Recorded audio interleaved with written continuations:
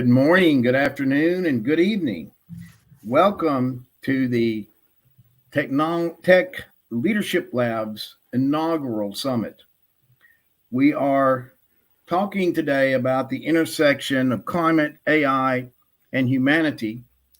Our session deals with climate and specifically climate adaptation. We are thrilled to welcome a panel of truly global experts. We're all a part of the International Sustainable Resilience Center. It's a nonprofit dedicated to increasing resilience capacity worldwide. And these are all global experts in their respective fields. So it's my honor to bring them on board and introduce them. So we have a couple of housekeeping items. Our session will last 2 hours with a 15-minute break after the first hour. We want to have Q&A during the second hour because we want to field your questions. We also want to have a dialogue with all of you. So please do not hesitate to enter your questions during the presentations, and we will address as many as we can in the second hour. Our Climate Guardian survey will be a great way to see where you are in climate action and what areas you may want to improve. There's a link that's provided for that specific purpose, and there's the QR codes that you can instantly access with. And finally, our participants have all volunteered their time and expertise to this summit.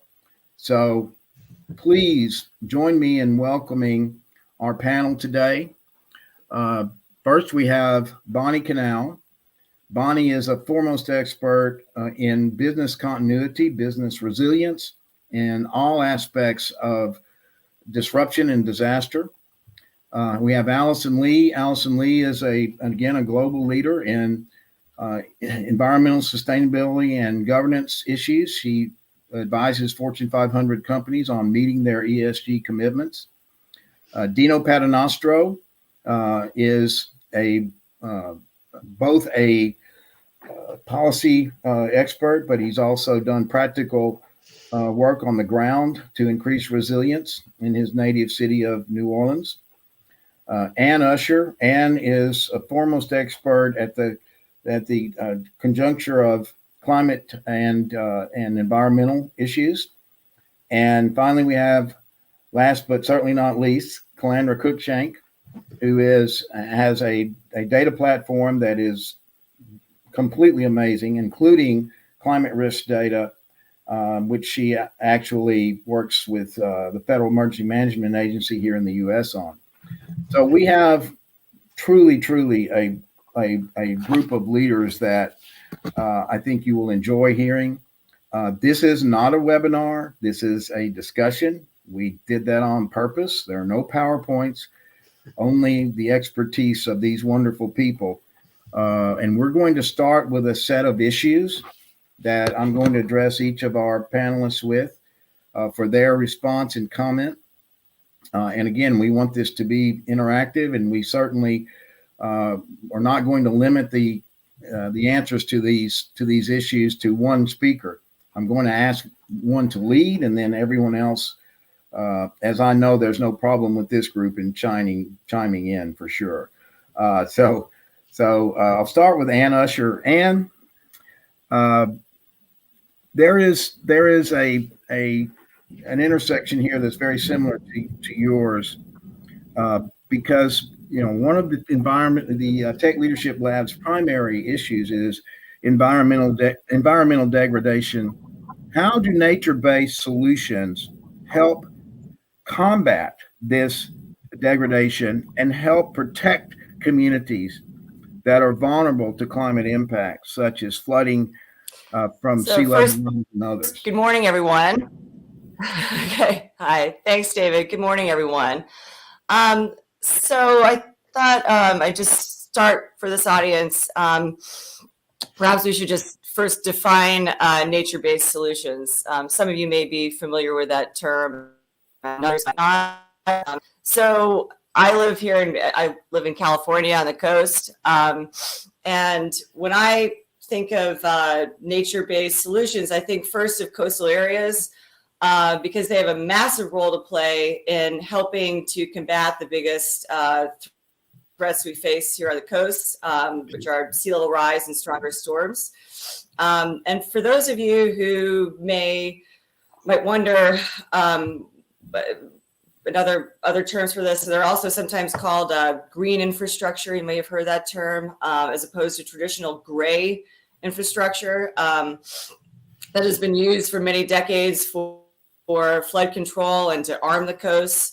The idea behind it is to block waters from reaching homes and businesses and roads, for example. And that gray armoring includes things like, I'm sure you guys are familiar with this, seawalls, jetties, levees. They're usually concrete structures. And while some of this armoring still serves an important purpose in some particular situations, many scientists and policymakers have come to see some of the problems with it, especially in the past decade. Beyond the fact that, for instance, in my personal opinion, seawalls, for example, are a real eyesore. But in general, hardened shorelines also tend to lead to the loss of a mix of important species in some places. And just to take seawalls in particular as one example, when you install them, you tend to lose the beach in front of them. And when waves hit them, the reflected back the beach with it.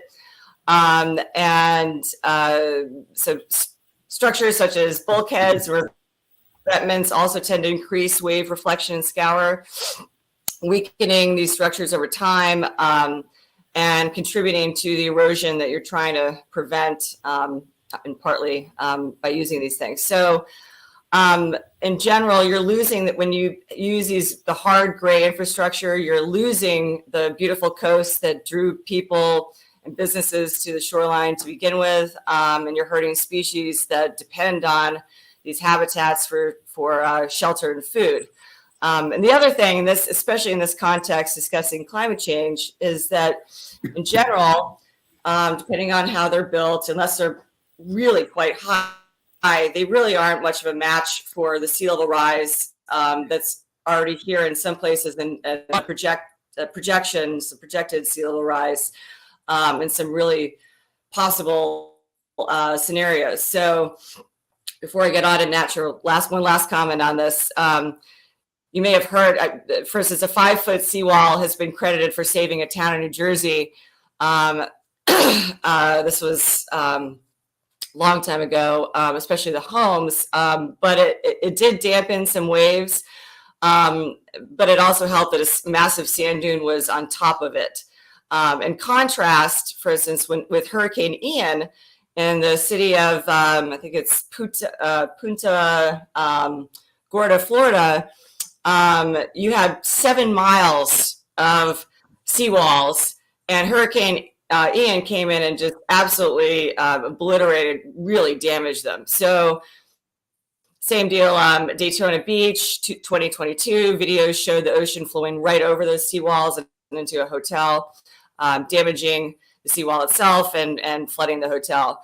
So back to nature-based solutions. Sorry, that's a long run-up, but it's really important. So nature-based solutions are simply restoring natural features that are important habitats in their own right, but also serve as a natural buffer against storms and rising seas. And at the same time, most of them, the green ones, and even things like giant kelp, mangroves, for instance, they also soak up carbon dioxide. So you're also mitigating the effects of climate change at the same time. In general, they include things, marshes, wetlands, mangroves, called living shorelines. So the idea is to restore and rebuild these features. A slight difference is when people use, quote, nature-based features. Those mimic the characteristics of natural features, but are designed specifically to protect the coast. So again, we're talking about wetlands, seagrass beds, oyster reefs, and even riparian buffers. For instance, just a quick stat, mangroves, for example, reduce wave energy and trap sediment, which helps to reduce storm impacts and prevent shorelines from eroding. And studies have shown that they can reduce the height of waves by as much as 66%. And they're also really critical habitat for many species.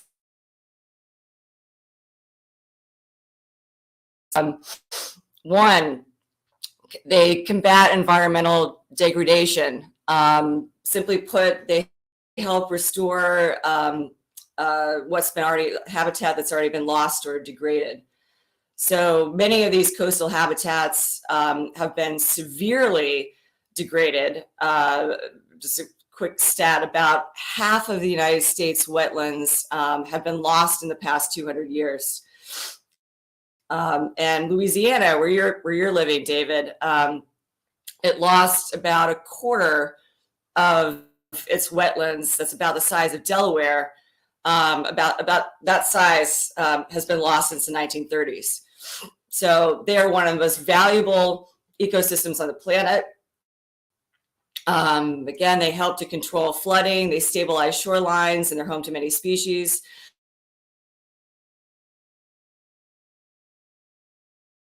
Easy compared to many other projects. If you're talking about a massive, big marsh restoration, for example, that might take a regional effort, and that's going to cost more money.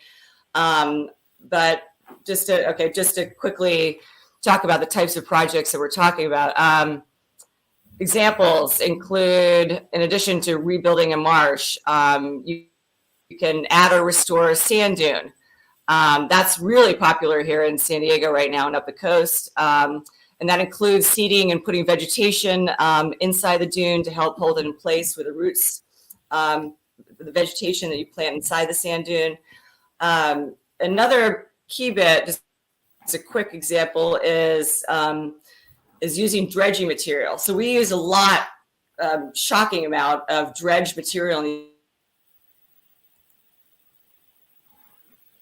the machines are dredging. And reopen it. And I hate to interrupt you, but we're having real problems with your internet connection. You've frozen up several times. Oh dear, sorry about that. Yeah, that's okay. Maybe you could reset that. I'd like to give the other panelists the opportunity to respond to what Ann is saying. She's laid out some terrific examples, practical things that are being done.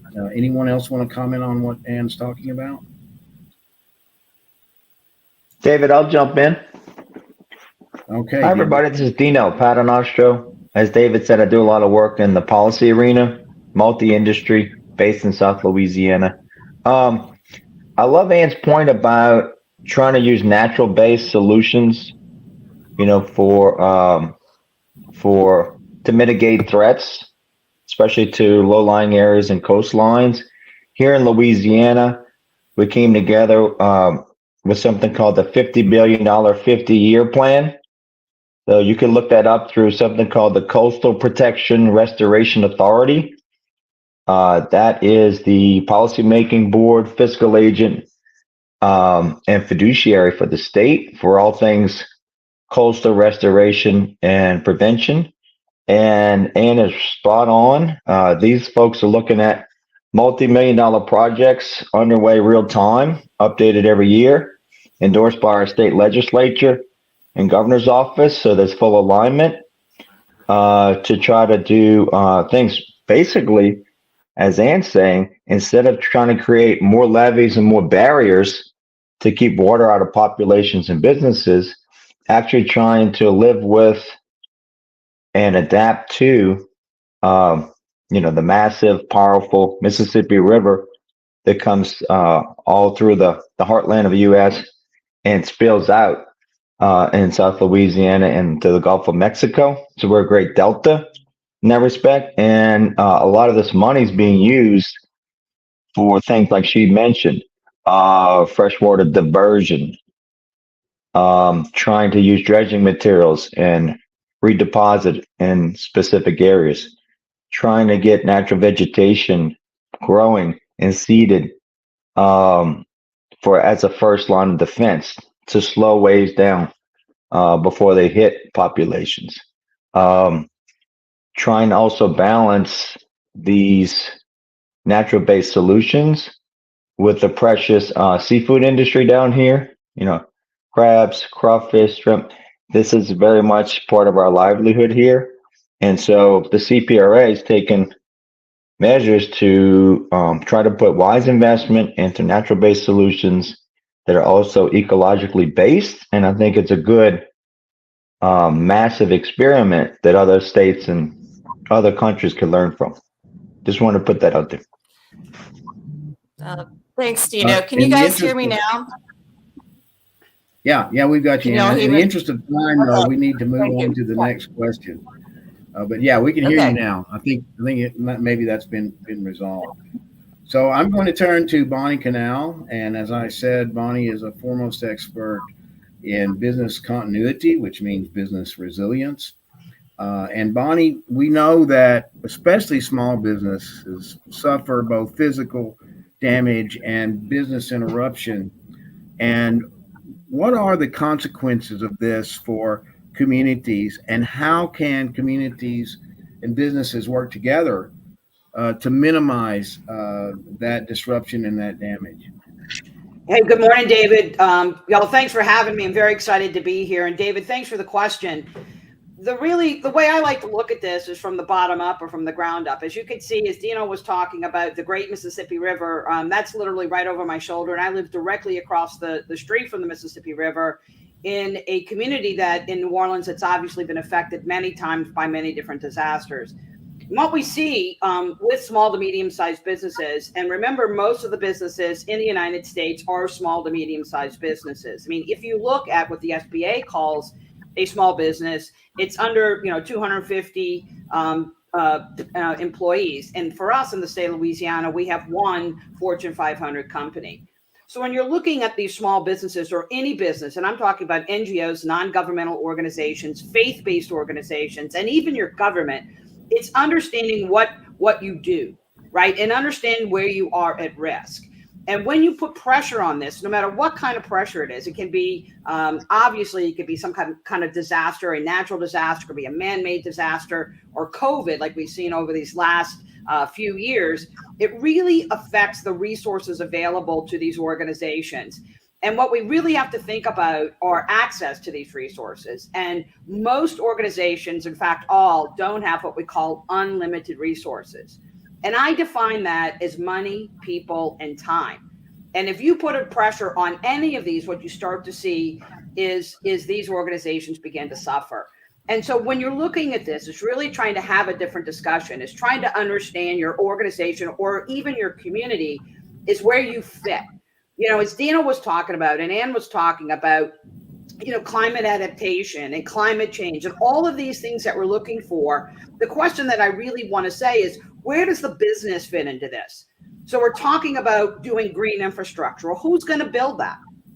Organizations or businesses are. When Dino was talking about all this money that the state has, well, who's going to implement that? Businesses, right? And so they need to be part of this conversation. And unfortunately, most organizations don't know where they fit. They're not invited to the table. They're not a part of the discussion. And thus they're left out of this. And then they wonder, how did this happen?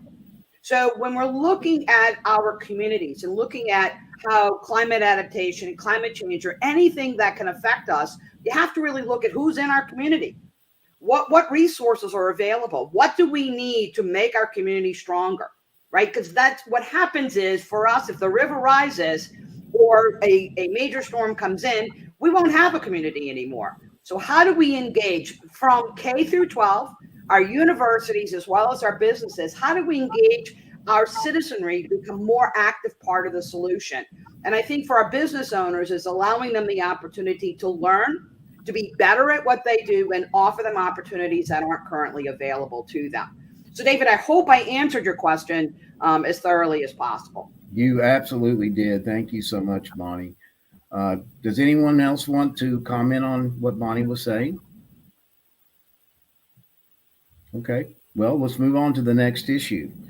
And Dr. Laura Olson has joined us, and Laura is an international, works internationally. She's done work for the United Nations Development Program and others. And so, Laura, this next question is specific to that. What role do you see multilateral institutions and the philanthropic sector, which you've worked with as well, playing in increasing climate adaptation investment? Is there a tipping point at which private capital markets may be able to be attracted to make these investments? That's a great question. I think, in listening to what our colleagues here have had to say, one thing strikes me, and I come at this sometimes from a very different perspective, which I think it's important to put all of these different viewpoints together. I look at who is sacrificed in these equations, Yeah. who resilience for whom, resilience where, and what zones and livelihoods and people are sacrificed. So in this equation, we know that the international financial institutions have a horrible track record, okay? And they're trying to change that. And I've worked with the United Nations, the World Bank, a number of these groups. When we're shifting our mindset from investing in huge infrastructure projects to create economic growth to huge or smaller, sometimes, infrastructure or economic growth projects that are inclusive, that has been a source of struggle. And it's led many of us to ask the question, who is left out of these equations? And oftentimes we see it is those, of course, and this is no profound statement for anybody in this group or listening to this presentation. It is those without a voice, those without political power, with those unable to insert themselves into these conversations. And we've seen that where adaptation isn't happening is for these individuals particularly. Now, I have also had the great opportunity to work with some private sector companies who are looking at social responsibility and how to invest in the communities where they are located. And sometimes they are really innovating in ways that the international financial institutions may not be doing. Okay. And they're bringing in social scientists, such as myself, to help inform how they can make a difference in these communities as they are also extracting resources from them at the same time. So how do we invest resources at the same time as we are taking them out? And this is really important. I think we're also at a tipping point, as so many of you have talked about, Louisiana being an example. I sit in Minnesota, the mouth of the Mississippi River, and we are struggling on our end. We've had almost no snow this entire winter, nothing, we've never seen anything like it. We are at tipping points with climate change at this point in time.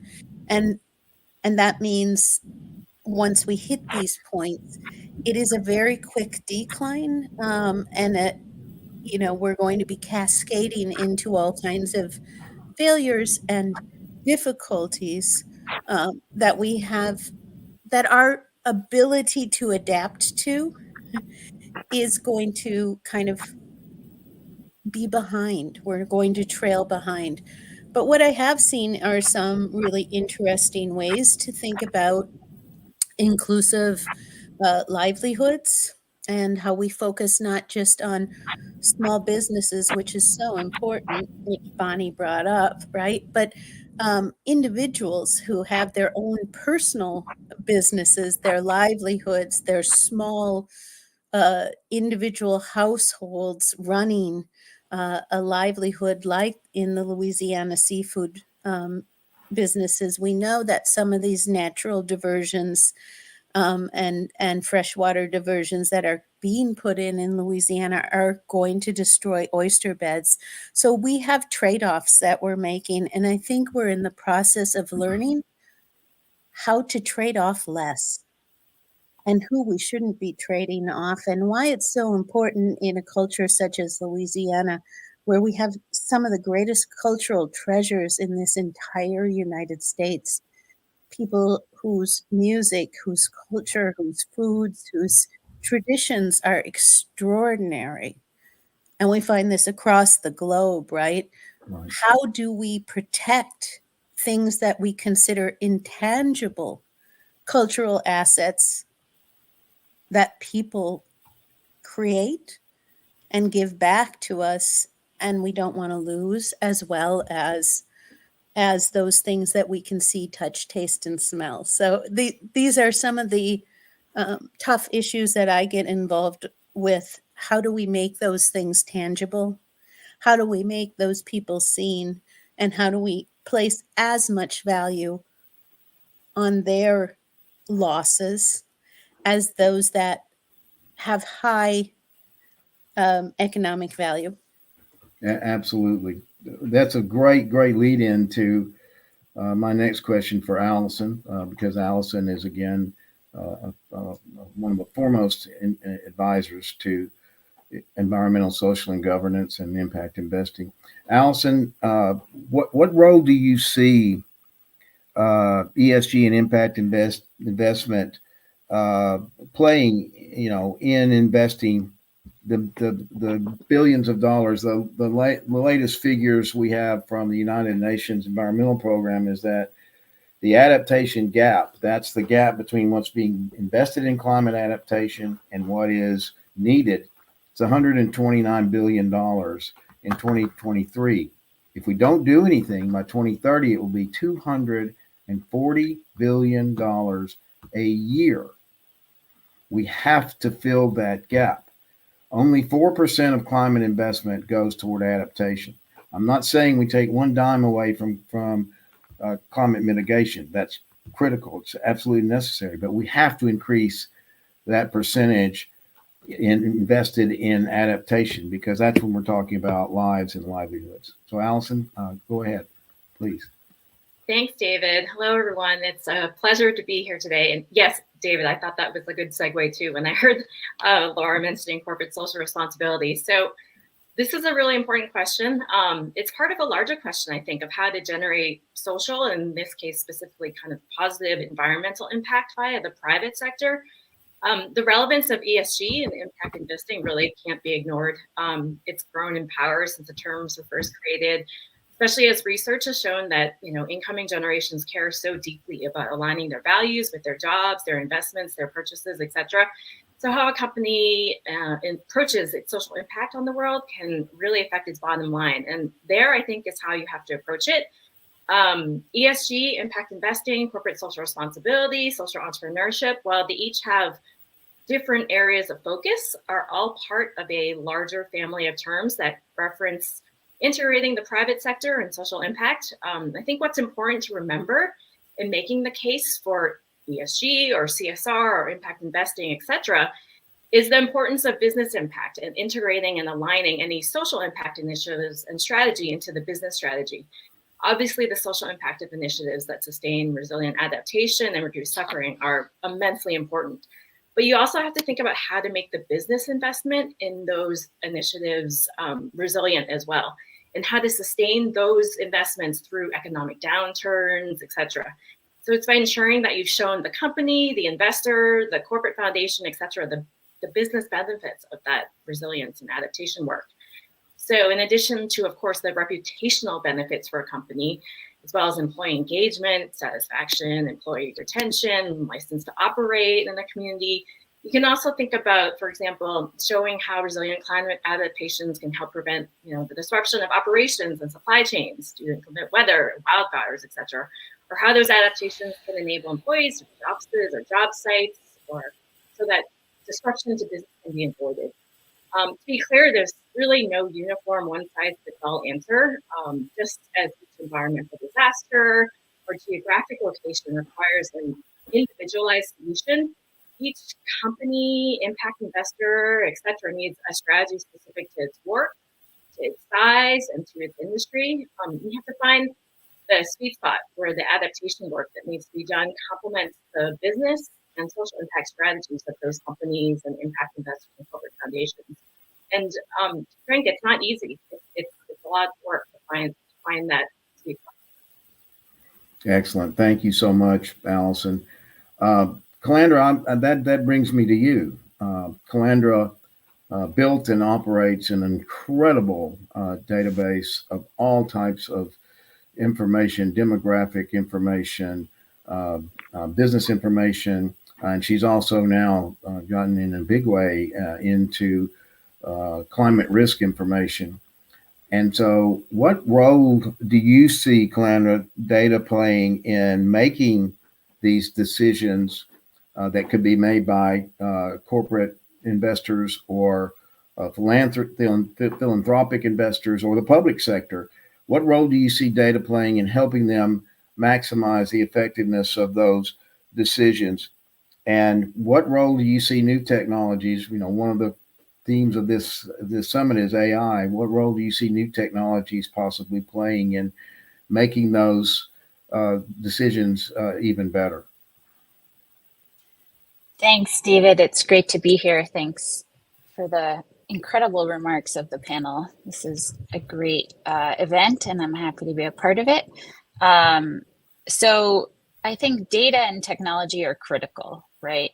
I mean, I guess people often overlook the importance of data in resilience, and it starts really with assessing the assets of your community, assessing the risks that your community faces, and then using data to develop data-driven strategies for adaptation, for resilience, and then further, as you go into implementing your strategies and plans, to be able to benchmark your progress, really understand the actual impact that's being delivered by the work that you're doing, and then really to enable the community to pivot as needed based on what is being delivered, the actual impact being delivered, and be able to sort of fail fast, right? As entrepreneurs, we always talk about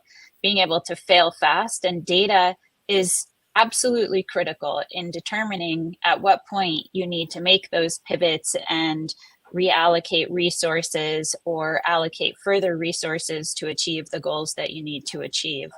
And there's a tremendous amount of resources that are required for addressing climate change, adaptation, creating more resilient communities, and having access to transparent, trusted data is absolutely an imperative, and it's too often overlooked.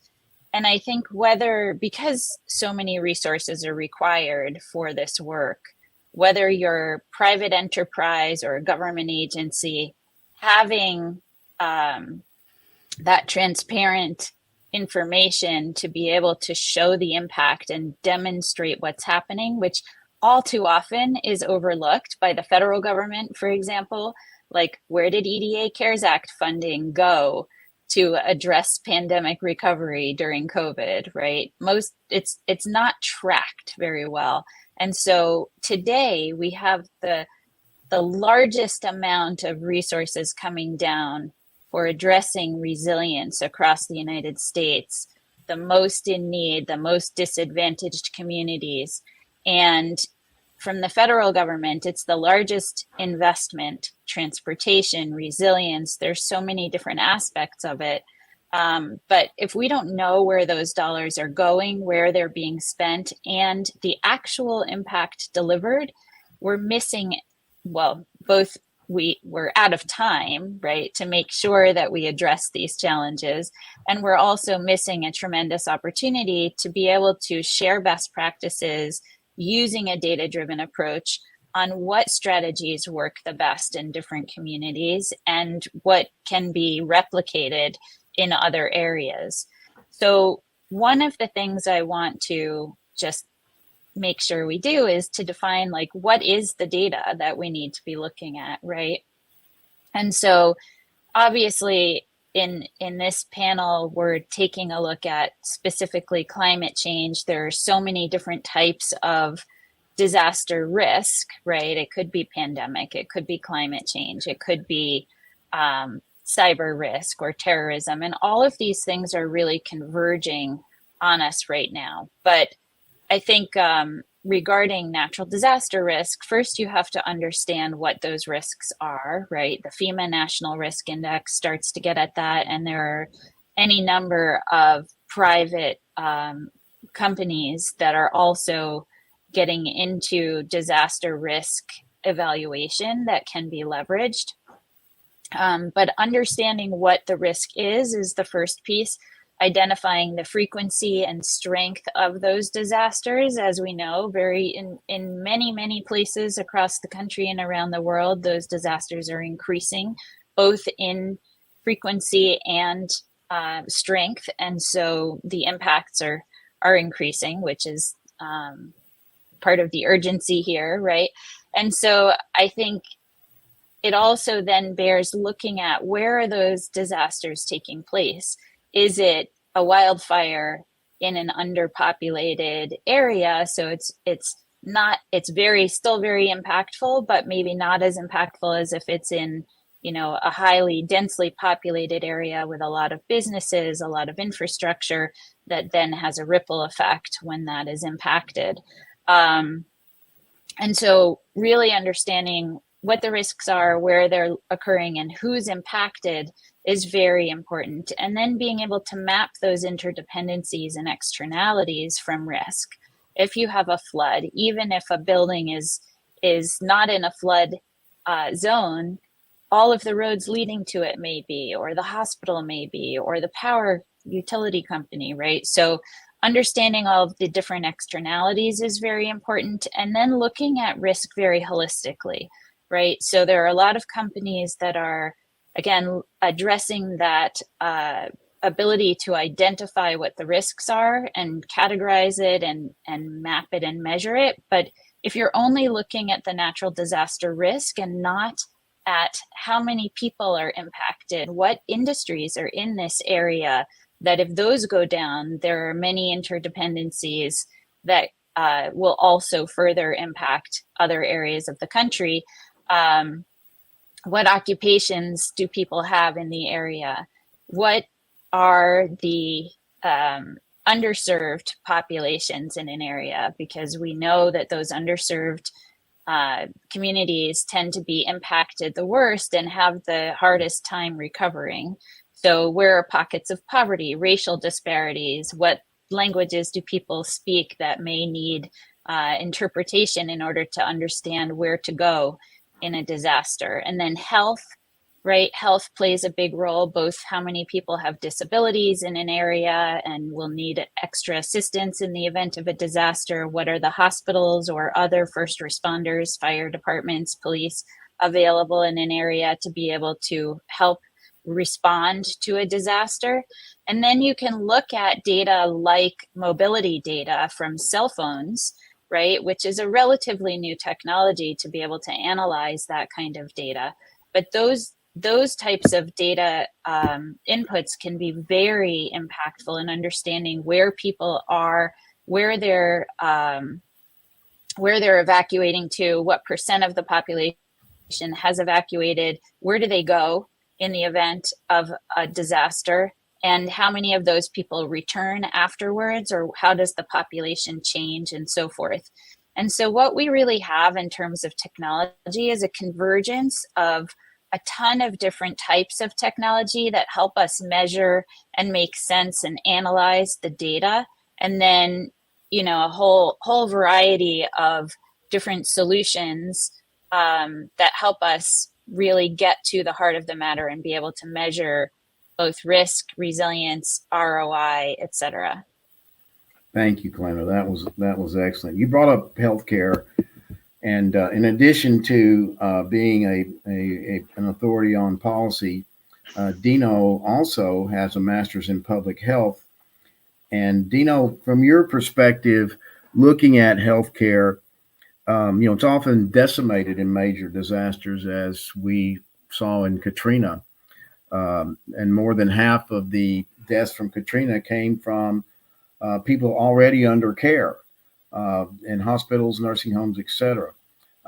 So what can you share with us specifically? Again, we're several of us are here in New Orleans.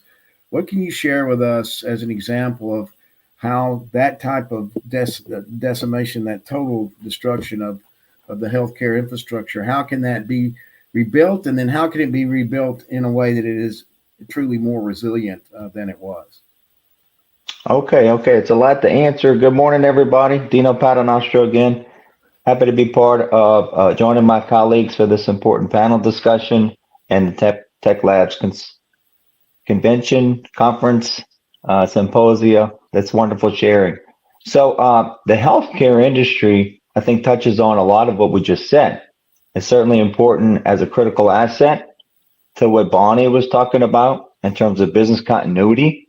I mean, this is the businesses we need to keep lights on and keep running before, during, and after storms and other disasters. Touches on what Laura Olson said about people first policies, because these are our most vulnerable populations, those that are already under care at the time of disaster, and then those that will be the freshly walking wounded or showing up in emergency rooms immediately thereafter. So it hits on a lot of this. So in the 1990s, if I could go back 30 years in time, I spent a lot of time in the healthcare industry, the hospital association here, trade association, trying to solve big issues as a group. And besides your usual, workforce solutions and insurance battles and all these things, regulatory, often top down and bottom up, the idea of, hey, are we prepared for a major here in South Louisiana, major hurricane 345? Did we see what happened to other communities that were devastated as a wake-up call? 1992, Hurricane Andrew. 1988, Hugo, Charlotte.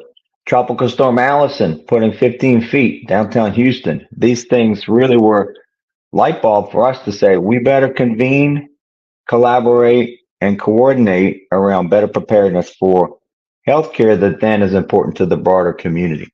So we did that. We brought in internally, we convened task forces to look at what's our baseline, what are the gaps, how can we do better, what do we need from each other?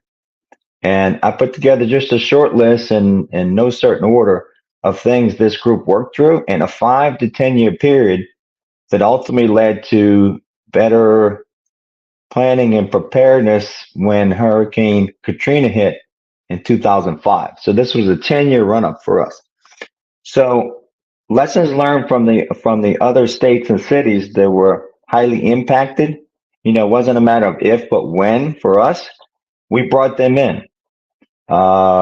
We held, seminars for folks that were experts in the field, not because of what they studied, but because what they had experienced.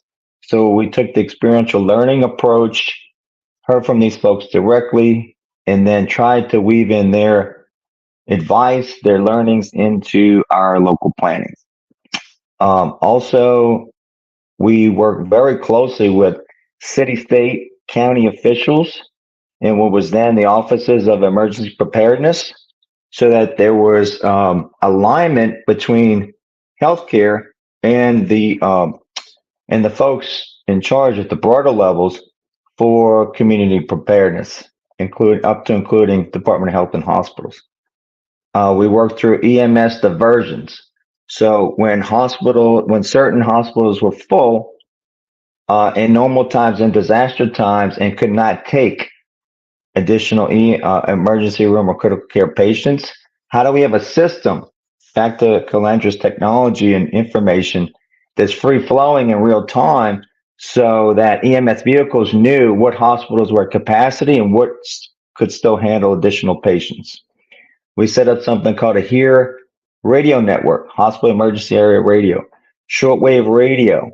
It sounds old fashioned, But when cell towers are down, when landlines are down, things like this become a critical emergency backup for communicating hospital to hospital.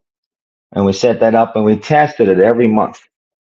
We established mutual assistance agreements between hospitals. And now healthcare, as you all know, is very competitive industry.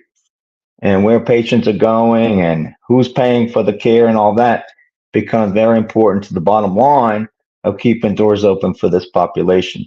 So we established MOUs between the hospitals so that there would be mutual assistance if there was, say, flooding in one part of town, but another part was high and dry, that patients could actually flow between hospitals less impacted to keep the patient.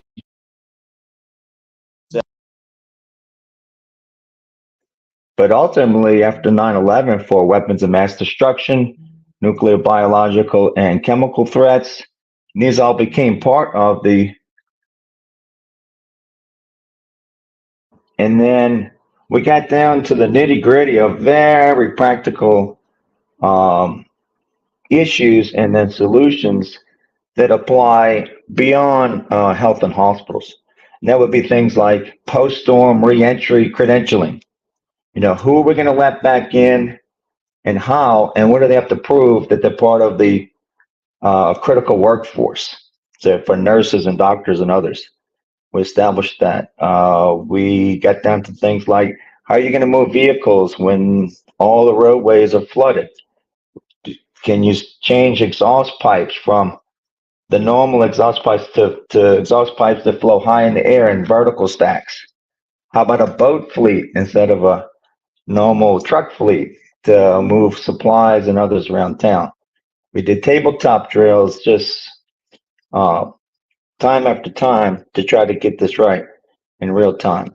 And then ultimately, Katrina became the live test of whether or not any of this had impact. And I would say for the most part, the hospital planning and mitigation served us well.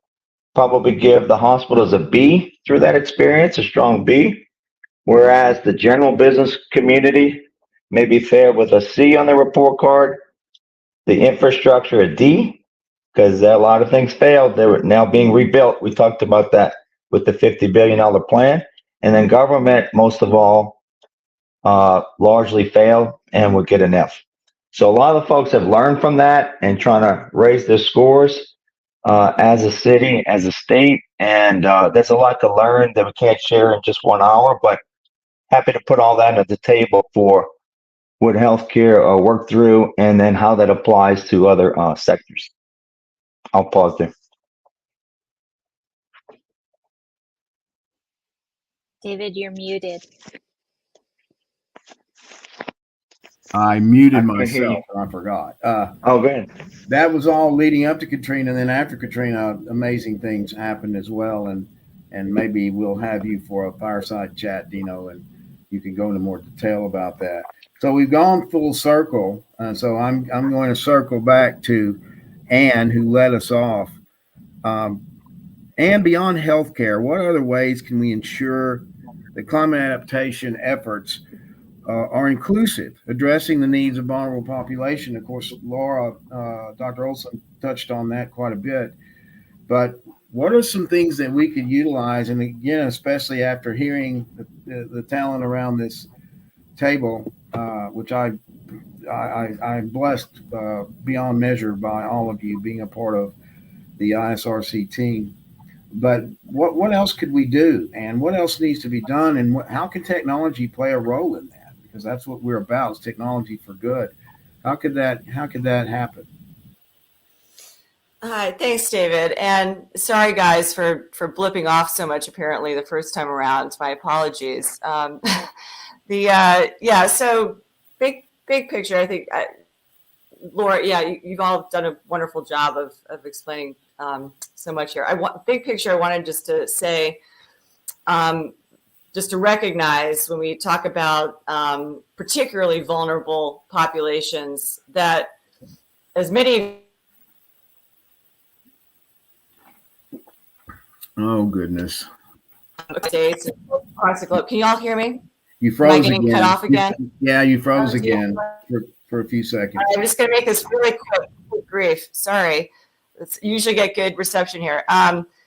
Basically, the impacts are not going to be distributed equally. Climate impacts. Can you guys hear me? Basically, people who are already vulnerable, including lower income people, people in other marginalized communities, in general, they have a lower capacity to prepare for and cope with extreme weather and climate events, and they're gonna experience greater impacts. That's from our national climate assessment, as it's certainly already being recognized. So the upshot is that we should really prioritize adaptation actions for the most vulnerable people. And one of the ways to do that is to really make an effort to involve vulnerable populations in planning and decision making. So it's not just a top down and being implanted from on high into some community. I just want to explain a couple quick examples here, what we're doing in my state. One is, along those lines, is that we are, our state guidance is to actively engage, educate, and partner with communities early to enable that meaningful participation in all adaptation initiatives. So just one quick example on outreach. Speaking of health, Dino, our California Department of Public Health, the Center for Chronic Disease Prevention and Health Promotion is drawing on research to educate people on how to respond to extreme heat, which we're already experiencing. Good Lord, last summer, inland valleys, you can imagine the farm workers here in California, urban areas, poor air quality days. In general, we're making an effort to increase education into coastal adaptation projects, teach the public about the risks of sea level rise and options.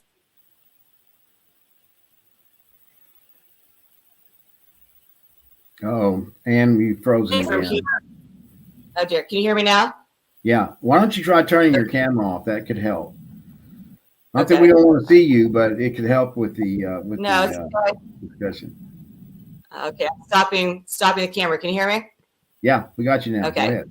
All right, thank you. Anyway, so just in general, farm workers, we're trying to support outreach and engagement strategies to address extreme heat, air quality, worker health. In general, we're trying to build grassroots capacity. So what does that mean? That means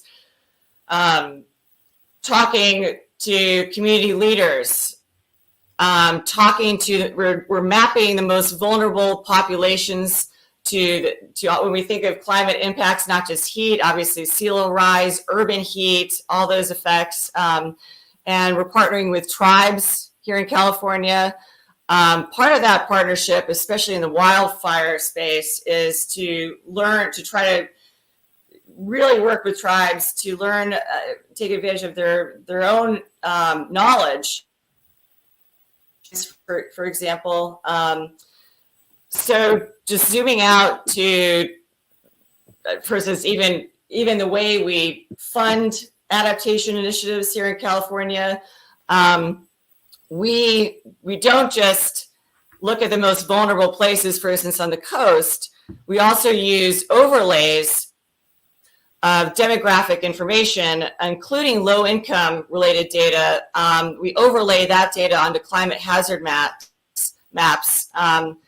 to first determine who the most vulnerable populations are, and then obviously to target our biggest initiatives, including the most of the funding initiatives. So we've got to make sure that all climate resilience projects don't just benefit wealthy Californians, but that they're really targeted at these populations. So zooming out to just real quick on the federal level, what we're doing is reflecting some of the great initiatives that the Biden administration have done in considering environmental justice and its climate efforts. And those include, let's see, they include And I don't want to interrupt you, but basically we're down to. considering. I don't want to interrupt you, but we're down to 4 minutes. So I just wanted Okay, to no, be go. aware.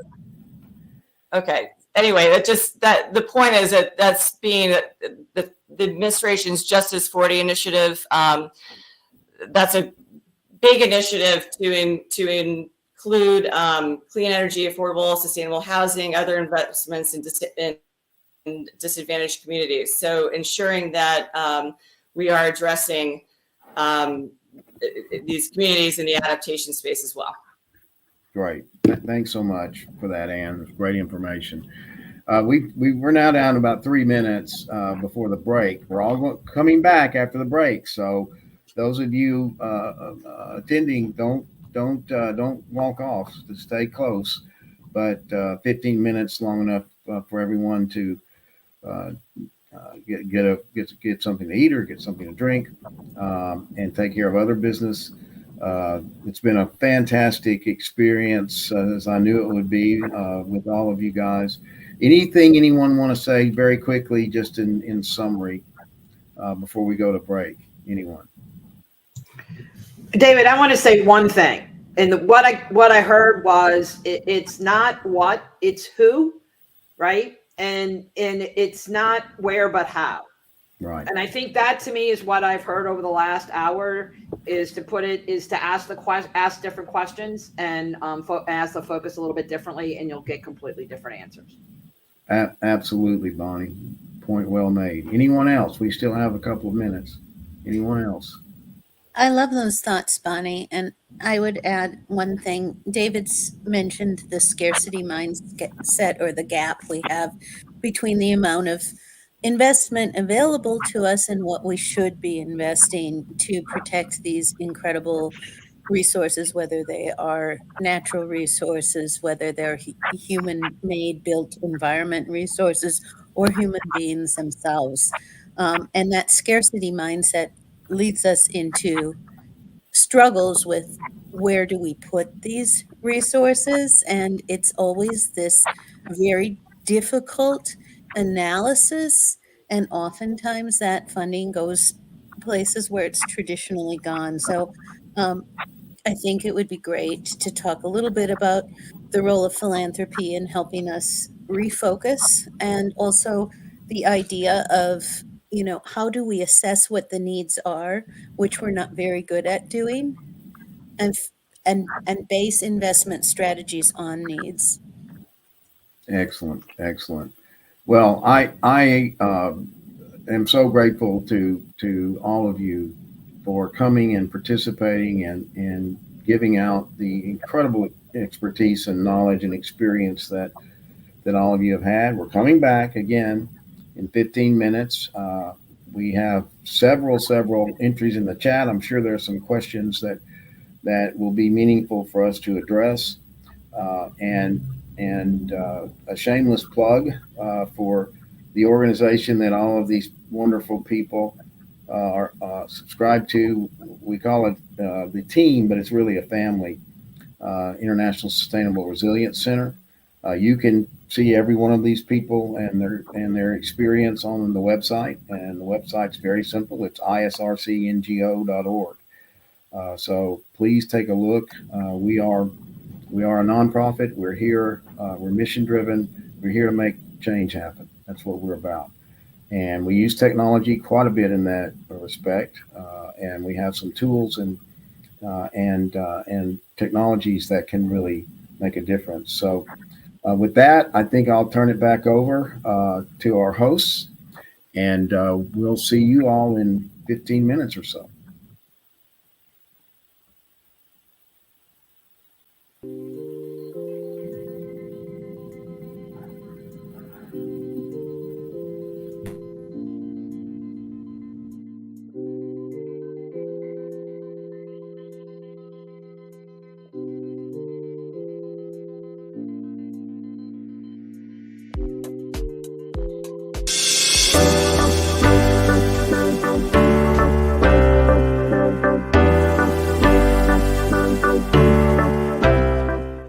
technology enables us to reach more people than ever in places that are chronically vulnerable and underprivileged, but we can still reach them, and we can reach them with the messages. And so I am all for 1,000% carbon reduction, absolutely. But the fact is that while we're doing that, and we're doing a very poor job of it, while we're doing that, we have to adapt to what's already happening and what will happen in the next 50 to 100 years. And Christina made a good point. You know, we will get very quickly to the point that certain parts of the earth are not inhabitable anymore. The International Organization for Migration is predicting the largest migration in human history over the next 30 years due to climate. So how do we deal with that? How do we inform people about what they need to do to be prepared? So the sad fact is that of all climate investment, 93% goes toward CO2 reduction. I'm all for that, but only 7% goes to adaptation. That has to change. That has to increase dramatically. And so what I've done is developed a mechanism that I offer through my nonprofit to show impact and ESG investors a defined rate of return, both a financial return and a social and societal return for investing in resilient infrastructure and systems. And that is being offered now in partnership with the World Association of Public-Private Partnership Professionals. So we are trying to change the paradigm. It's important for our audience to really understand the concept of adaptability. And what does that mean in terms of climate? And why are we talking about 93% going to carbon reduction versus the 7% going to adaptability? And how does that impact, let's say, what happens in climate action over the next 3 to 5 years? The reason that there is that discrepancy, Carlos, is really simple. There has been no defined return on investment for investing in adaptation. There is for investing in clean energy and environmental, because that produces revenue. So what we had to do was say what we want to base our appeal to investors on is reduction in losses. If you can reduce losses, which now hover around $1 trillion a year worldwide, total economic loss, which is not often counted in the official numbers, that's damage. So there's damage and there's loss. And for economies, the loss is greater for interruption in business than it is for actual damages.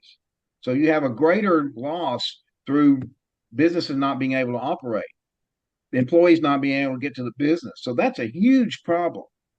So what we've done is we said, if we can reduce those losses and we can convert that into revenue, then we can turn around and provide a return on investment. So we do that through an insurance-linked security, which is similar to a catastrophe bond. Let me explain that quickly. Catastrophe bonds, you purchase the bond if an event happens and certain parameters, they call it parametric insurance, are met, then that bond pays. So it's a very complicated risk scenario that they develop. So what we do is we say, okay, let's use that same logic, but let's turn it on its back. Let's get the investment first. Get the investment in resilience before the disaster happens. Then when it does happen, and there are certain places in the world, and we factor in the likelihood of a disaster. In Louisiana, a hurricane over the next 20 years is an absolute 100% will happen. There's no doubt about it. Now, there are places being affected in ways they've never been affected. There have never been hurricanes in England. Well, guess what? England had hurricanes. There's never been hurricanes in California. Guess what? Southern California was hit by a hurricane. So this is going to continue to evolve. We have no way to stop that. What we can do is increase the investment in helping places and people be better prepared. And that's what we're all about. And technology is the backbone of our a crusade. It absolutely is. We use technology to help communities make their economy more resilient, their infrastructure more resilient. We have a learning game for kids ages 6 to 10 that teaches them about resilience. That's all relying on technology. So absolutely we must. And one more thing I'll say, Carl, is that the SDGs, climate is embedded into 2 SDGs, but climate impacts all of the SDGs. How can you eliminate poverty when people are being displaced and put out of their homes, or they have to move somewhere where their skill set may not be applicable? This is the crucial crisis of our age, and it's going to cause more conflict. It's going to cause more people to suffer if we don't adapt now. And my motto is adapt or perish, because I absolutely believe that. I am not a climate expert and I won't pretend to be, but I want to be knowledgeable. And as a polymath, I now value a lot all the tons of information that is coming to me and I need to process. One of which is this permafrost aspect that just fascinated me during the last days. And that's basically, for those who don't know, it's the soil that was frosted or iced for at least 2 years. And inside you have a lot of organic matter. And if there is a warming up, then that kind of soil becomes fluid. And through fluidity, that will just go into our waters, or the organic material goes out. And we have the bugs that will start to live again and eat that organic material, and that will form the methane. And from there, it's a huge element that can create climate warming. But an interesting aspect is that the organic material includes dinosaur bones and materials from we don't know how long, millions of years, with some unexpected illnesses, viruses, bacteria. We don't know, we never experienced. So if COVID was a disruption, imagine some things, viruses coming from the dinosaurs into our days today through water. So this is a health issue and it can get global. COVID showed us what can happen if something just disrupts us through transportation and in a global community, and how your world shuts down in a second. I mean, I cannot even imagine when just a couple of years ago, people needed to stay in the house. They were like under surveillance in hospitals. I mean, that was absolutely a shocking experience. We don't even recover yet from that. And this is just one of the first aspects. And then, of course, all the other SDGs have that same linkage because it will disrupt everything. And if I might add, another interesting aspect I was just starting studying is and David, if you can just add here, because I don't know many things, but the geomagnetic storm impact. That's something that it's exactly connected with your resilience aspect, because if we don't prepare and our internet gets shut because of just the high energy flow from the sun, and we have the satellites, everything that can just be shattered, and we stay in a second without internet, just imagine our world wouldn't be happy. So technologically, we need to upgrade our systems in a way that location-based, they are secure from such geomagnetic storm impacts. There's a crisis at the southern border of the United States, and it's not people immigrating from Mexico. The vast majority of people are immigrating from Central America, right on the equator. And a good portion of those are immigrating. They're trying to find some way to survive because there are parts of Central America right now that are uninhabitable, that will not produce crops. That's why we're having a crisis. That's one reason why, one of the big reasons why. So the other thing is that, looking at the investment that needs to be made, you have to personalize it for businesses.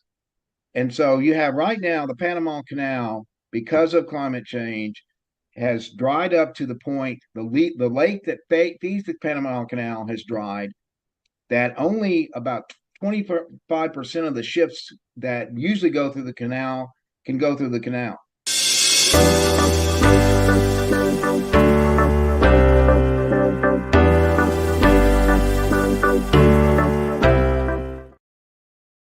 In a world yearning for change, there exists a community of visionaries and innovators, united by a common goal: to solve Earth's biggest challenges. From climate action to quality education, we're tackling all 17 Sustainable Development Goals reassembled as 10. We embody sustainability, unity, and empathy. Our character and reliability shine as beacons of hope. As role models for future generations, we're building a world where wisdom and consciousness rise, harmonizing life with nature and all species. Join us. Together, let's create a balanced, sustainable future for all.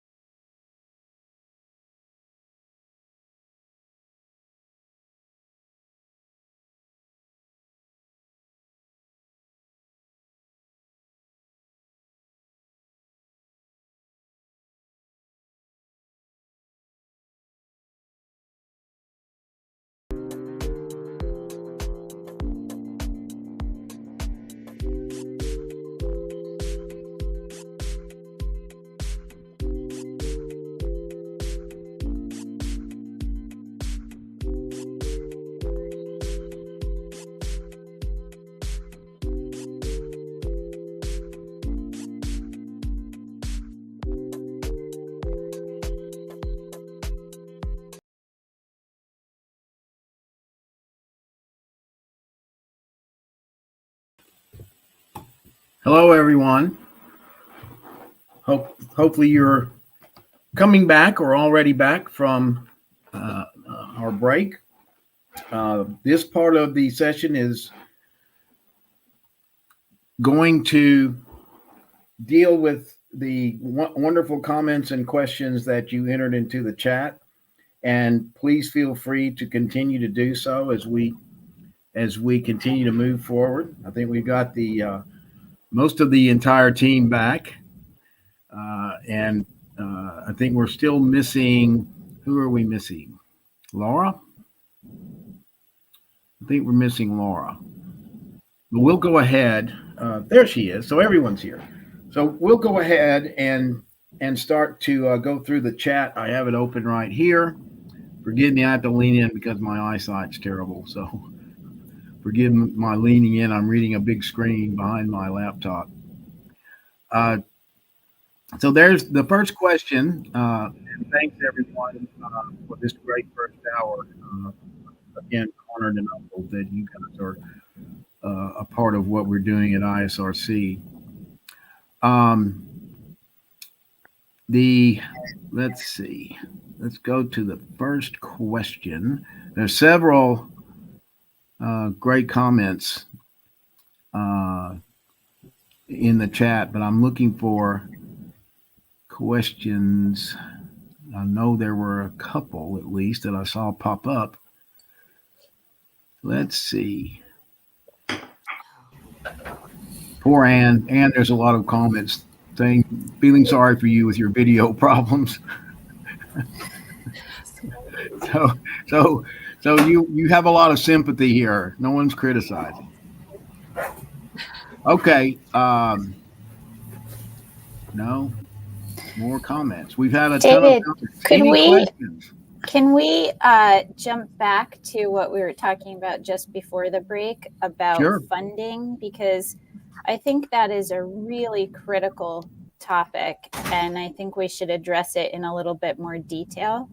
From my perspective, it's something that local governments are really struggling with. And we talked a little bit before the break about underserved communities and how we really need to address their needs. And I think there's been a sort of a criticism on adaptation and climate resilience funding because there's been too much of a reliance on federal resources and federal funding. And I think giving local communities the ability and empowering them to come up with their own very creative and innovative strategies to fund this work is very important. And we have a tendency, at least here in the US, to be focused on very short-term thinking as opposed to long-term strategy development. And the traditional financing mechanisms typically fall short. I think related specifically to adaptation, as we discussed, there is an enormous amount of funding coming down from the federal government. But if you look at what is happening on the ground, it's the local communities, again, that just really need to have those creative and innovative strategies. And there are a lot of really great examples out there where communities are using innovative financing structures that leverage, for example, public lands. So assessing your public lands and then understanding if you can liquidate some of those and specifically prescribe the financing that comes from that to adaptation strategies and resilience in your community. And there's typically communities they're not fully aware of what kind of underutilized public lands they may have. And so assessing that is a great strategy. And then you can use the funds from that kind of financing to then attract private capital and create municipal bonds and so forth. And so I'm sure there are other experts on this panel that know more about this than I do. And so I would love to hear from them because I think it's a very important topic. But I do want to just mention that there is a new resilience authority in Maryland that is undertaking this exact kind of strategy, working with a group called Putting Assets to Work, which is a new organization that is doing some very, very creative and innovative work around this. And, you know, our friend Matt Posner is also very involved in the community resilience bond movement, which is very nascent but getting underway. And David, I know you have a lot of experience with this, and I'm sure others on the panel do as well. Well, thank you for bringing that up, Calandra. And as you know, we have a tool that can prove an internal rate of return on investment in resilience reduction in damages, and that's linked to an insurance-linked security. So we have the ability to do that as well. But there are a lot of great people out there working on this. I had a request. We had a request for Bonnie to be able to talk again. Evidently, we've cut Bonnie out of the conversation at some point. So, Bonnie, I know you touch on this as well, particularly when it comes to the issues with small businesses and the lack of understanding that they can protect themselves financially, but also that they can play a role in investing in community resilience themselves. Can you just talk about that a bit? I know the insurance issue is one of dire importance, and as we all know, the insurance industry is in a precarious position globally because there's no predicting right now, especially with the way the climate's changing, how many damages they're going to have to cover in a given year. So I'd really like for you to take a few minutes and address that issue again, particularly with small businesses. And David, it's one of those words, small business, has to be clearly defined, right? I think most organizations within the United States are small businesses. So, you're looking at this and say, globally as well. Well, that's what I mean. That's exactly what I mean. We look at this, we look at our national GDP, we look at these things and look at these big companies. And David, we've had this conversation that, of course, large companies are ready. And I said, of course, they're not, right? Remember, we had that conversation. You're like, What do you mean they're not? I'm like, they're not. And so because of the way that organizations are structured and the way that business is done, we look at things as being very lean. How lean can we get it? How close to the bone can we keep our operational costs so that we can show a bigger profit, right? That's kind of where the climate of business is today. But where it has gotten us is into this large cluster that we find ourselves in with supply chain issues. I mean, you could look at the healthcare issues, insurance issues. All of these are based around these faulty assumptions. And so to me, David, the thing that I often talk a lot about is we're not asking the right questions, right? And so we talked about this right before the break. Laura had talked about this, is that I think we're coming at this from the wrong end, right? We're not looking at it from the beginning. And I'm kind of nuts about these analogies, is where do we need to start? Right. And so when you start within your community, you look at your neighborhood, right? What's in your neighborhood? So what does it take to keep your neighborhood alive? Well, some neighborhoods, depending on where you live, you may have a grocery store, right? So that grocery store is important because that's where you get your groceries. Or you may have, in our particular case, we have several corner bars. Well, that's really important for us because we need those bars to be festive, as we are festive typically every day. But you also may have different types of businesses within your community. And so this idea is understanding the fabric of your community, understanding what really makes your community different than another community, and how to build on that. Most businesses don't understand the role and responsibility they play, and most businesses aren't a part of the conversations that people have with the government. Right. And then when you're talking about that, when we're talking about this, Calandra was talking about this, where does the money come from? Well, it comes from your tax dollars. Well, I'm sure everyone on this planet wants to pay more taxes. I'm sure that's what people are lining up to do, is to pay more taxes. So that's not really, that's where the money's coming from. So what do we need to do? So in looking from a technology and from a climate change or climate adaptation perspective from the small business, is trying to see, where do we need to go? Right? It's not what are we doing? It's where do we need to go? And I think that's the bigger question, right? Is that if we continue to do what we've done for the last 100 years, where we're going to wind up is in the exact same place that got us here in the first place. So what do we need to do differently? right? Where does this need to change? How do we need to think about these situations in a different way?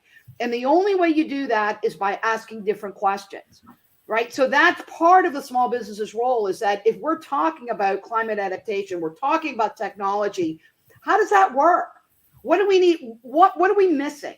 Where do we need to grow? How do we need to expand? What are we not thinking about? What are our, as we talk about, what are our true risks? Right. And those are the questions that we're not asking. And then it comes back to, when we talk about COVID, who knew? I can't tell you how many organizations said, who knew? You know, an upper respiratory, highly contagious SARS-like virus, I don't know, bird flu, swine flu, what is this? We knew, right? To say we don't know is the wrong thing. We just weren't prepared. Right. And because it wasn't as important anymore as supply chain issues or profit dollars or whatever the issue is in the current moment. And we have to be thoughtful and planful as we look forward. And I think that's really what we're missing in this dialogue, is true innovative thought. And climate adaptation, in many ways, I don't necessarily like that word, because adapted means like we have to change whatever we do. I like climate innovation, right? How can we innovate? How can we take this to the next level? How can we look past what humans have done today, right, and really take this forward? We have an incredible opportunity before us. And our generation, my generation, has done a really terrible job. I apologize for that, right? We have raised and done and been, we're not the greatest generation. We're like the most forgetted generation in our time, right? But we have to look forward. We have to be innovative. We have to look at things completely different. And if we don't, guess what? We won't be here. And that's a guarantee. New Orleans won't be here the way it is today. We're not going to be here. You know, you look at where everybody's going. They're going to the middle of the United States, or the middle of your country, right? Who wants to live there? No insult meant, but I kind of like where I live, right? And when we're talking about this mass migration, you're not migrating because you wanna, right? Or you want to, you have to. And that's not good enough for me. So, David, I hope that I was able to say, I know this is not directly for a small business, but we need to be innovative. Get your young folks involved, get technology involved, get businesses excited about what they do and how they can do it differently, and start asking different questions. If you ask the same question, you're going to get the same answer, and you're going to want to say, who knew? We all know. It's predictable. Hey, David. Yeah. Okay, this is Dino again. I wanted to piggyback on Bonnie's word, innovation. I think that's critical to the discussion. I also think it connects to solutions, and it connects to small business. So I do a lot of work in recent times and today with the entrepreneur community. You know, folks coming out of academia, folks in private sector, folks chasing small business innovation research grants, basically trying to solve for big things in high-risk ventures with little capital. And so, for example, last week at New Orleans Entrepreneur Week, which was wonderful sharing over a couple of days with plenty of sessions and networking and a big showcase of innovators, there was a whole panel really around climate technology. And I wish we could just sort of, you know, replay that panel and what they were pitching in terms of their ideas and technologies to as solutions to this discussion today. And, you know, having local technology be a part of global solutions, I think that's a major theme for this event. But somehow I'd love to see ISRC, the organization that we all support, be able to showcase some of these, you know, homegrown technologies to the broader world, so that folks can, you know, scale those up as applied to their own communities. And maybe, Dave, you could share some links later around all this, but it's just highly on my mind because it creates small business, creates jobs, it creates solutions, and it's bringing technology to the problem. So to me, that hits on all cylinders. What you're talking about, Dino, is taking a truly innovative idea that's right now confined to a state in the United States and taking it globally. And our host I have to put in a plug for our host. I'm on the advisory council of this organization, the Tech Leadership Lab. That's what they're all about. And Great. very grateful to them for asking us to do this session. But it's a wonderful organization. And if you're watching and you haven't joined and have gotten involved with this organization, the Tech Leadership Lab, you should. Absolutely, because these are the types of things that they want to talk about. Guess what? We have a couple of questions. Yay! Go. The first one was, and anyone that wants to respond, it's open session.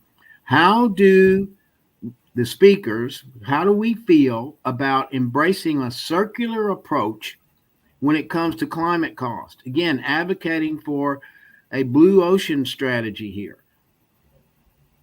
Who wants to grab that? So I'll just jump in with a stat, which is that half of the population is estimated to be, half of the population and economies are estimated to be on the coasts. So this is a really important topic. And David, I think you should talk a little bit about some of the work that we did in Puerto Rico with the parametric insurance focus on revitalizing coral reefs and things like that, because there are some very innovative strategies that are being leveraged here for this type of work. Yeah, David, before you do that, the issue David, of the circular economy, I think, is what she's really focusing on. And I know several of us have spoken on that as well. Bonnie, go ahead. No, I was going to say, I think we should define what the circular economy is, right? I think that's really the question, is what is it? And it's and living. So I did a lot of work also with y'all in Puerto Rico, right? It's understanding an island nation and the challenges that island nations face are different than, large countries like the United States. So how do things get used, reused, and sustained as opposed to used and thrown away and put in the trash? And I think that is really the question, right? Is that, so I have a cell phone and I've just finished paying for it and it's 2 years old. I need a new one.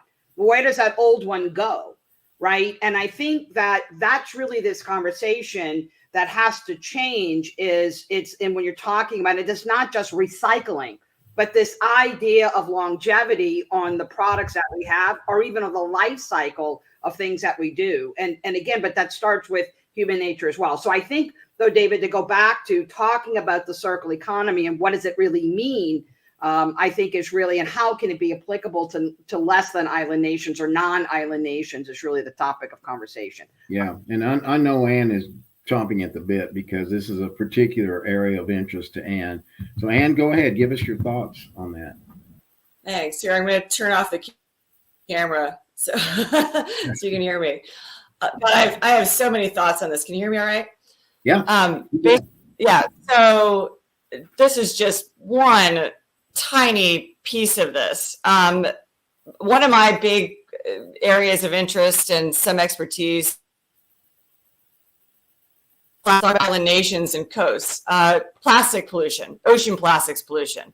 So just this one thing. So, how circular can we make plastics? Well, by the way, plastics, think about the contributions to climate change. The manufacturing, creation of plastics worldwide puts up absolutely enormous amounts of global GHG emissions. And that is not, it's kind of on par to the airline industry, if not more. It's massive.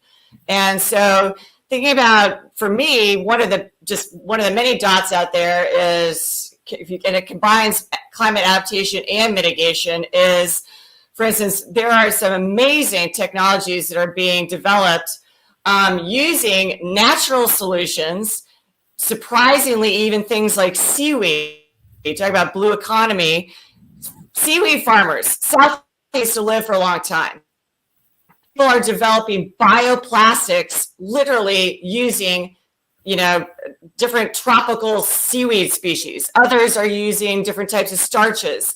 Their properties are unbelievable, really close to what we think, traditional plastics. Bottom line is that's, Malaysia, just a food for thought, sustainability, global, intertwined with climate. Malaysia, how is it going to meet its Paris climate targets? Well, it's one of the ways, believe it or not, is looking to the blue economy, looking at oceans, and looking to, in part, those seaweed farmers. And by the way, when you plant lots of seaweed, it also helps to buffer wave energy coming into the coast. So it's cost effective.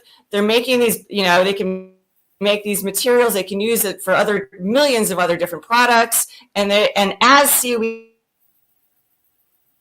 mitigate climate change. It takes CO2 out of the water column. Literally, it sucks up, kelp, for instance, sucks up massive quantities of carbon dioxide. So that's just one tiny example. That's not circular, that's a substitute, but it's just food for thought. No, that's great. That's all great, Ann. We're getting some really good questions now, so I'm going to jump to the next one.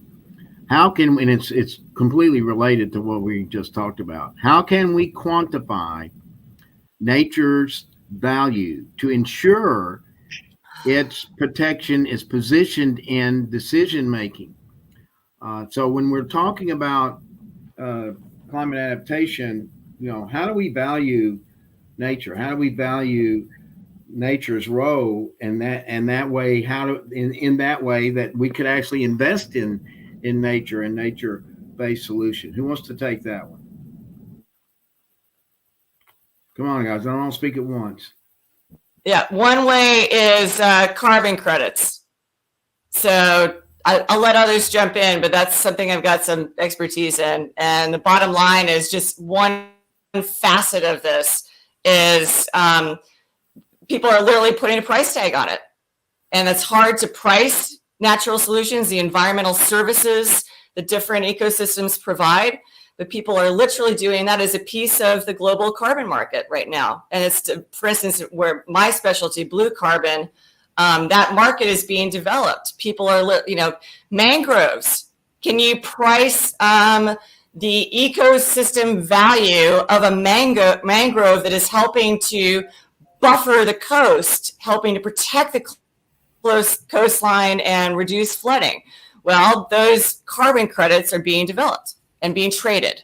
And if that are restoring mangroves are literally looking to the global carbon markets as a way to help fund those projects. Right. So I'd love to jump in on this one because we're at Statebook, we're working with an organization, ESG Impacts, and they have a few other handles as well, but they have developed a technology platform that actually quantifies with dollar value, both specifically for ESG and carbon credits, both the environmental impact, the human impact, and the community impact. And so they're really the first group that I have seen that gets to the emotional, quantifying in dollar amounts, the societal, human, environmental, et cetera, impacts and built environment. They are getting at an emotional connection that for the first time, I think businesses and communities can really engage around to really understand what those impacts are and track and benchmark again with full transparency, which not everybody likes, but is really important. The carbon credits and what that actually means to communities and humanity being the topic of this panel. Well, that's a perfect lead into the next question, which I'm going to throw to Allison because she's of the panel, she's uniquely qualified. How does climate resilience play into corporate impact? Thanks, David. And just to piggyback on something that Kalandra said, I also know of an organization, Reflection Analytics, that helps to align your investing with your values too. So if people are particularly interested in nature-based solutions, you can strengthen those investments towards, you can basically align your values with your investments. And it's a really great tool to do that. So the question about climate resilience and corporate impact, again, I think it's such a broad question, right? So different companies have different solutions depending on the industries they're in. I think that for all companies, there's reputational benefits, there's employee engagement benefits. I was part of a research study that showed that Even if employees weren't involved in the volunteer initiatives that their company had, just knowing that their company had these initiatives made them feel better about where they were working. So, I think all companies want to retain their employees. They want to recruit good employees. They want to have a good reputation. They want to have a license to operate in the community. So I would say that climate resilience plays into those specific corporate impacts for sure. And then you'd have to go by industry if you're a manufacturing company and your supply chain is disrupted easily by, storms and wildfires, that's a really different thing than a company that is, all online. It has intellectual property and, doesn't actually manufacture physical objects. So I think it's again, there's no one solution fits all, but the benefits that I mentioned earlier can apply to all companies. So the employee retention things, the reputation and license to operate. Excellent. Thank you so much, Allison. A couple of questions that are really close in nature. So I'm going to read both of them. And I think we could get a great response from most of you, if not all of you. Longevity and repurposing should be part of product development. However, planned obsolescence, Bonnie was alluding to this, planned obsolescence has a better profit margin. How do we sell this mindset to companies? And then the second question is, again, very similar. How can we cultivate a growth mindset focused on innovation rather than one of scarcity and short-term thinking to unleash creative solutions and a more resilient future? That goes to some of the things Dino was saying. So who wants to jump in on this? I have a quick example for the first question, which is just, if you look at a company like Patagonia that basically makes products that are intended to last for, almost forever, right? And I think they had an ad campaign that was basically like, don't buy this. And it's worked really well for them. It's been great for their reputation and all that. So I know that this might not necessarily apply to all other companies, but I think they're a really good example of doing that well. And conversely, the other side to that is the Instapot, who has made all of that, and now they're in financial trouble because your Instapot lasts forever, right? So then you're forced to do technology or forced to come up with new products. I think what happens by nature of the beast is how people change, right? And so you're looking at younger folks that want different things out of their companies or out of where they work or what they want from a product than what our parents wanted, or in some cases your grandparents wanted. And I think it's a societal change as well that you have to look for. And I often talk about, do you know where you're shopping? Like, a lot of people, I'm not going to go here, I'm going to go there.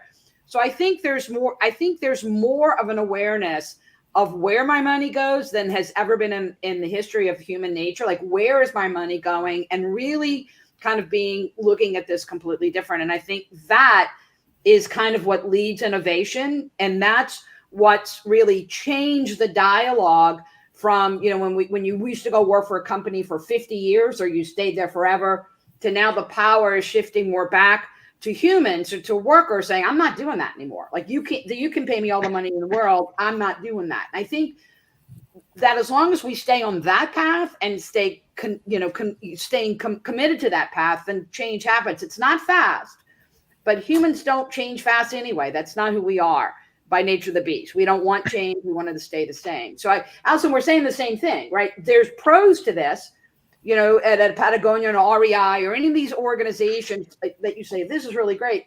The downside is if you make a really great product, then then nobody wants to buy it anymore because I don't need a new one. So I think there's something in the middle there that we need to really start to look at. Right. Yeah, I'd love to chime in on this one. So I just finished teaching a data science for real estate class at MIT, and it's a graduate level course. And at the end of it, the students were tasked with, as their final report, coming up with a data science-driven solution to address some issue in real estate. There was nothing in this assignment that required them to talk about sustainability, resilience, climate change, or disadvantaged communities. And all but 2 of the students brought those elements into the assignment and focused on it. And it gave me such hope and excitement that this is what they were focused on in real estate. And they addressed a lot of the topics from a real estate perspective that are relevant to this discussion, which is that, you want to make sure that you're reusing buildings rather than building new, right? So adaptation has a lot of different types of perspectives and strategies, and the circular economy feeds into that from a real estate perspective. Reuse what we have and make it more resilient if possible. It's not always possible, but that is one strategy. And then again, just the fact that the younger generation is so interested in the sharing economy and, prioritizing quality of life over their job and et cetera, which it's not to say that it's an either or, but it's an and from their perspective. So I agree with Bonnie 100%. There are a lot of changes taking place. Dino. I want to add to that. Yeah, I think Bonnie started a good wave here in terms of the new generation wanting something different that matters to them, and sort of their small ecosystem here. 2 examples: our oldest daughter, who's mid-30s, she moved out of the big city into a small burb across the lake that doesn't have, it's a lot of young people and families, doesn't have a lot of commercial access to things. Okay, she's dying for Whole Foods, guys. And she will travel an hour to get to her Whole Foods because she's very loyal to the brand, back to Patagonia. So I think that sometimes the sustainable products and offerings will provide competitive advantage for this younger generation of buyers. Absolutely. And, she has a straw that's reusable, and it goes on and on. So she's part of the movement. Those folks do not have to be convinced of anything we're talking about here. They feel it in their mission, so much so that our middle child, who just got out of college last year, she was thrust into sort of corporate environment, high sales environment, a lot of pressure, maybe product offerings that don't have this impact you feel on the emotional level, Calandra. And she's already thinking, hey, what's my next move that I can get into a gig where I have personal reward and impact? So these folks are really feeling it on the ground. And I think you're right. That's hopeful for the next generation.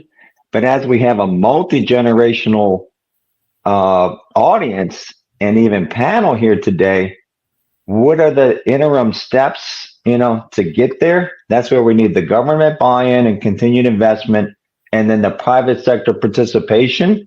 And they do love their incentives. So I'm all about incentives or us, and let's add more to what's already out there. All right, Dino, you teed it up. So the next question, and again, any of us can answer any of these questions, but Dino is in that space, as impacts accelerate, how can technology strengthen traditional ecological knowledge and ensure it reaches those most in need of adaptation strategies? Laura has spoken eloquently about this imbalance, and climate justice is a very, very powerful movement now around the world. But what role can technology play in that? Innovation, entrepreneurship. Again, I'm opening it to everyone, but certainly Dino is an authority on that aspect. But I'd love everyone to comment on that. I have been working with 5 tribes in South Louisiana, and traditional ecological knowledge is based on the notion of indigenous knowledge, which we kind of quashed in colonial times and stamped out. And we are coming to the realization that perhaps this way of thinking about the environment as a living being that we have to honor and respect, should be a way that something that we integrate, because certainly our economic growth-based thinking has seen it as a resource instead of seeing it as something to protect at the same time as we are supporting ourselves.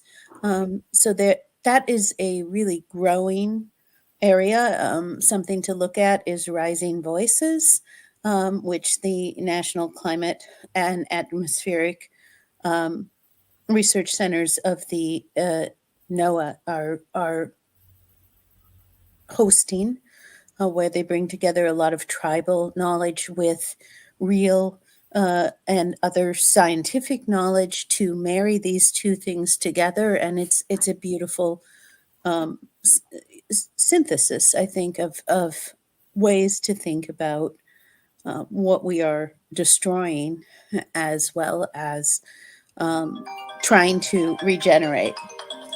One other thing I wanted to say is Bonnie had brought up this issue of asking the same questions leads to the same old answers, but some asking questions at all. And a lot of our solutions are recycled, just like goods are not. I think we're talking about, and so we're applying stale, old, outdated, and antiquated technologies and solutions to changing conditions and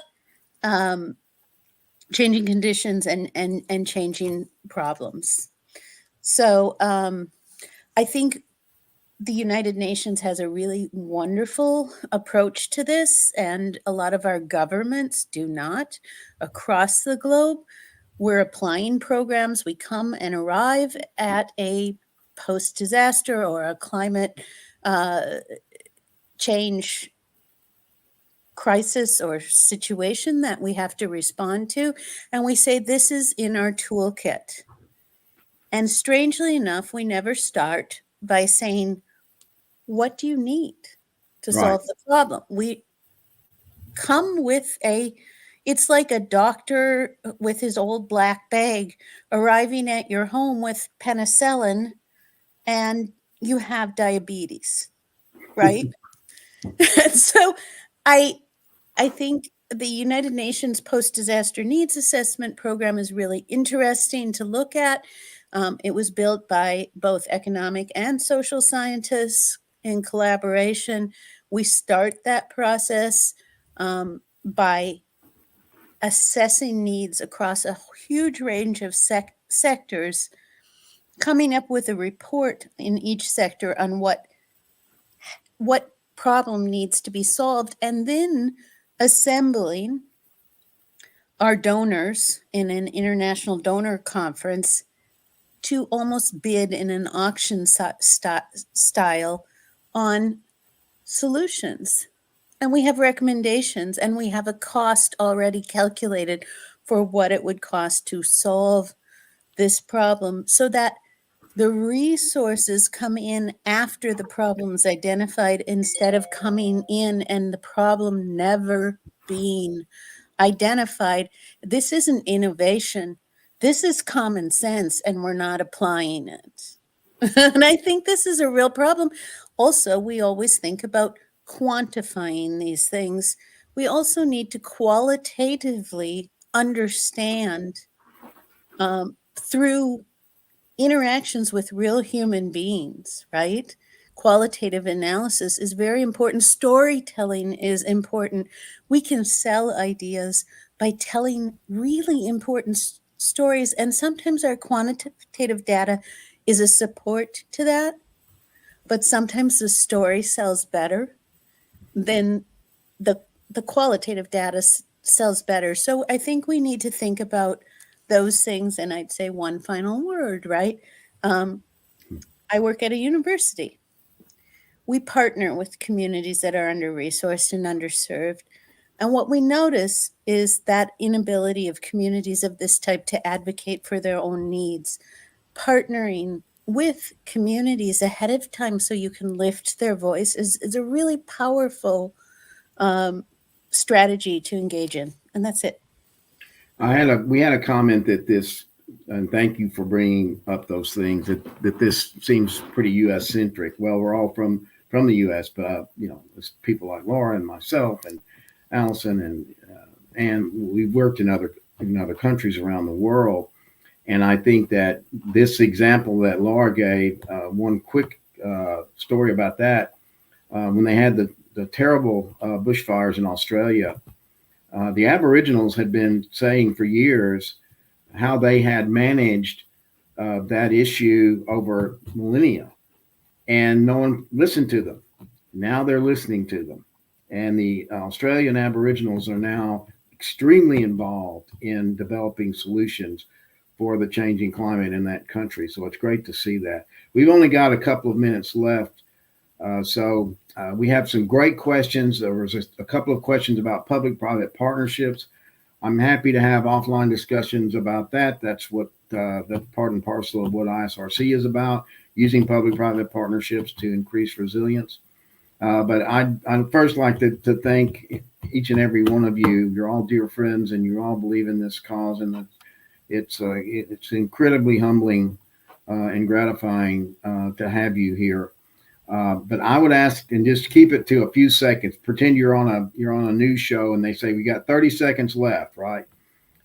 Just a summary statement from you about this discussion, and especially as it plays into how technology can solve problems, how innovation can turn this ship around, because it's sailing right toward a cliff right now. So I'll end with that, and I'll just ask each of you to say just again a couple of words.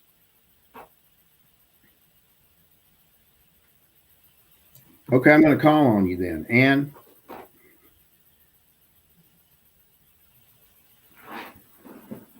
We can't hear you, Anne. So we have, sorry. Can you hear me? Yeah, I can now. Can you hear me now? Yeah. Okay, sorry about that. I just have a very quick, just a tech example, food for thought on ways that technology can help with resilience. And this is a great citizen example, and it includes lower income communities. For instance, here in California, we have the California King Tides project, and this is a partnership with state and federal agencies and nonprofits, and they've created an app.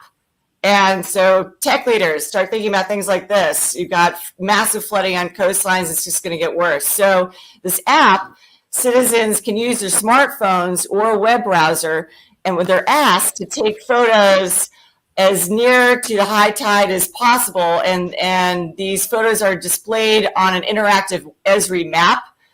They show the date, time, location, and a description. The users are... Oh, we lost you again. Sorry. And we lost you again. Sorry. Okay. Anyway, it goes to a web page collection, and the bottom line is it's used to document flood risk. So that's an app that's using technology. That's it. Great. Thanks so much. Allison? Yeah, just a few comments then. I know we're really close to 1 o'clock. I think in terms of innovation, just thinking about leveraging the private sector in ways that we haven't before. There's just so many different businesses, different industries. There's small businesses, there's social enterprises, there's all these, and as we were talking about, there's this new up and coming generations of people that are really aligning their values with what they buy and where they work. And so really thinking about how to leverage the private sector more in this work. Great, thanks. Calandra? So I'll just chime in. Data. AI and technology are important. AI is one of those things. I keep seeing it come up in the chat as a question. But AI is one of those things that will become increasingly valuable. For the moment, AI is actually something that most people don't understand very well, and I see that there's a whole panel on that later today, and I hope that will be recorded because I would love to tune into it later. But it's something that's not very well understood, and people don't understand the dramatic resources that are required both in time and money to actually train true AI to understand and be able to provide valid insights. So in the meantime, while all of that is developing and coming our way, I would caution people from believing anything that AI delivers in the near term, because it's all coming and it's happening. But in the meantime, it's very risky to use as a benchmark. So on that note, I'll just wrap up. Yeah. Send your emails to Calandra protesting that statement, because I'm sure there's some people in the audience are going, what are you talking about? All right. I saved the New Orleanians for last. Dino?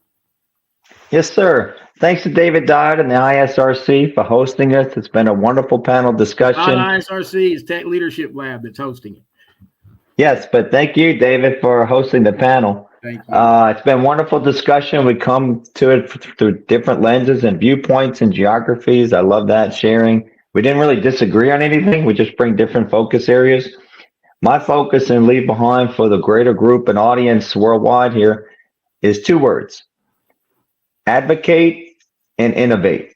And on advocacy, it's about affecting change. It's about promoting more investment at all levels of government to make a difference and bring the end goals of what we're talking about. And on the innovation side, I totally agree with my colleagues here.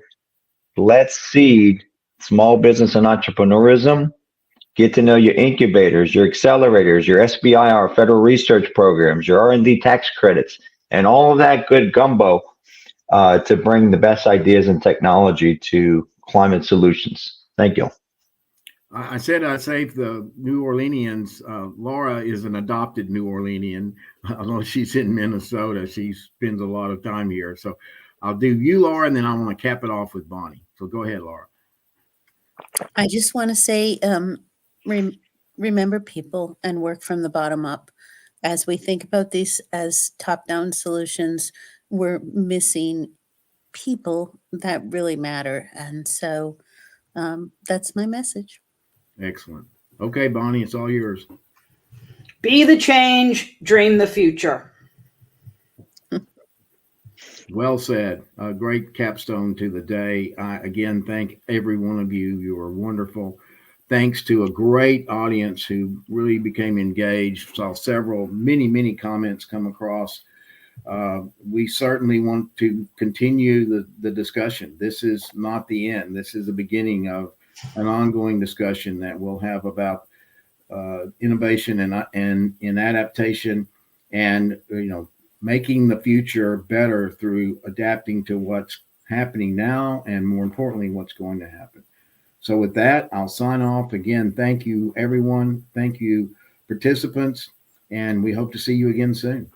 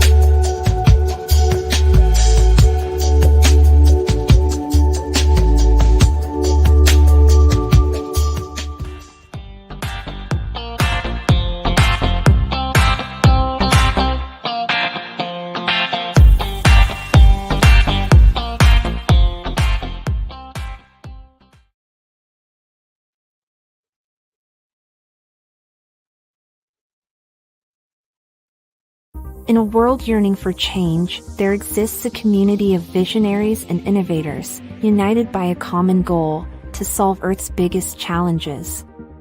From climate action to quality education, we're tackling all 17 Sustainable Development Goals reassembled as 10. We embody sustainability, unity, and empathy. Our character and reliability shine as beacons of hope. As role models for future generations, we're building a world where wisdom and consciousness rise, harmonizing life with nature and all species. Join us.